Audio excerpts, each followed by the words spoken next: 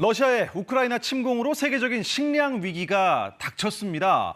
우크라이나는 세계적인 곡창지대인데요. 침공 이후 우크라이나의 곡물의 주 수출 통로인 이 흑해 바닷길을 러시아가 막았기 때문입니다.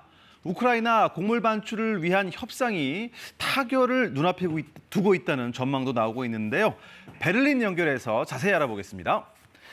김기수 특파원, 곡물 반출을 위한 협상 지금 어디까지 진행되고 있나요? 지난주 튀르키예 이스탄불에서 우크라이나와 러시아, 튀르키예, 유엔이 사자 협상을 벌였습니다. 여기서 큰 틀의 합의가 이루어졌습니다. 우크라이나와 러시아는 이스탄불에 항로의 안전 보장을 위한 조정센터를 설립하고 곡물 수출입 항구에 대한 공동 통제 원칙에 합의했습니다. 그제와 어제 이란 테헤란에서 러시아, 튀르키예, 이란 3자 정상회담이 열렸는데요. 이 자리에서 푸틴 러시아 대통령도 곡물 수출 문제에 긍정적인 입장을 나타냈습니다. 들어보시죠. Не все вопросы, правда, еще решены, но то, что движение есть, уже хорошо. 네, 이번 주에 최종 합의가 기대되겠습니다. 그렇습니다.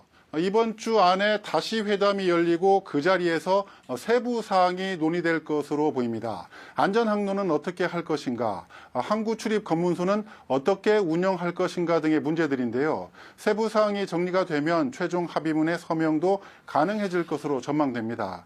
즉, 흑해를 통한 우크라이나 곡물의 대량 반출이 곧 시작될 수도 있다는 뜻인데요. 우크라이나는 전쟁 전 흑해항을 통해 수출량의 80%를 운송했습니다. 하지만 침공 이후 러시아가 흑해를 봉쇄했고 우크라이나는 열차나 다뉴브강을 통해 곡물을 운송했지만 반출량은 예년과 비교하기 어려웠습니다.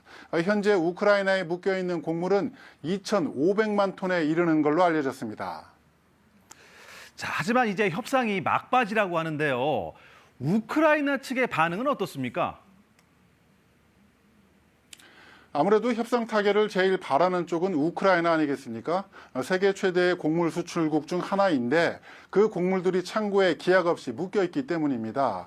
하지만 최종 합의서에 서명을 하기까지는 신중한 자세를 보이고 있습니다. 세부적인 문제에서 러시아가 판을 깰 수도 있다라는 우려를 하고 있습니다.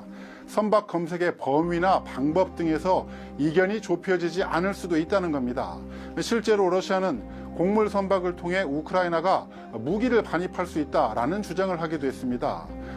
드미트루 쿨레바 우크라이나 외무장관은 KBS와의 인터뷰에서 이렇게 말했습니다. Hopefully an agreement will be reached and Russia will agree to lift the blockade. But as we say in diplomacy, nothing is agreed until everything is agreed. 자, 이 곡물 협상이 좀 잘 타결이 된다면 세계 식량난도 숨통이 좀 트일 것 같습니다.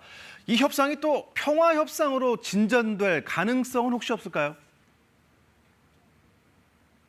안토니오 구테우스 유엔 사무총장도 우크라이나와 러시아가 다시 테이블에 앉았다는 것에 의미를 부여하기도 했습니다. 이 협상을 시작으로 대화의 물꼬가 터지길 기대하는 거죠. 하지만 양측의 반응을 보면 평화협상 전망 그리 밝아 보이진 않습니다. 러시아는 우크라이나가 협상에 관심이 없다고 비난하고 있습니다. 3월 29일 이스탄불에서 열린 5차 평화협상 이후 어떤 접촉도 하지 않았고 지금도 마찬가지라는 겁니다. 그러면서 지금 협상이 재개된다면 3월에 논의됐던 것들과는 조건이 전혀 다른 것들이 될 것이라고 했습니다. 우크라이나는 민간 지역에 의도적으로 미사일을 퍼붓고 있는 상대와 어떻게 협상을 하느냐고 반문합니다. 최근 러시아의 민간 지역 미사일 공격으로 150명의 민간인이 희생됐다는 게 우크라이나의 주장입니다. 러시아가 원하는 건 우크라이나의 항복이라면서 그건 대화가 아니라고 강조하고 있습니다. 전쟁을 끝내는 이상적인 방법은 푸틴 대통령의 철군 명령이겠지만 이건 기대하기 힘들고 러시아가 전쟁에서 져야만 협상 테이블로 돌아올 것이라고도 했습니다. 쿨레바 우크라이나 외무장관의 말입니다. A more realistic scenario is for Ukraine to defeat Russia on the battleground and to force them to sit at the negotiating table with a reasonable, meaningful position. 네, 우크라이나는 또 영토를 양보하는 협상은 하지 않겠다는 입장을 고수하고 있습니다. 당분간 평화협상 테이블에 양측이 앉는 모습을 보기는 쉽지 않아 보입니다. 지금까지 베를린에서 전해드렸습니다.